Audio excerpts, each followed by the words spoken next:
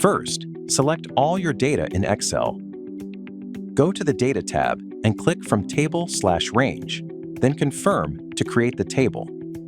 This will open your dataset in the Power Query Editor, where we can start cleaning the data. The first method is Remove Blank Rows. This step removes rows where every single cell is null or empty, meaning the entire row contains no data at all. As you can see, rows with partial data are not removed. Only the completely empty rows disappear. Since our goal is to also remove rows with missing values, we'll delete this step and move on to the second method. Next, we use Remove Empty Rows.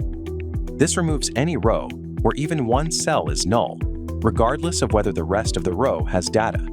So if a record is missing a value in any column, the whole row gets deleted. This ensures that only fully complete records remain in the dataset.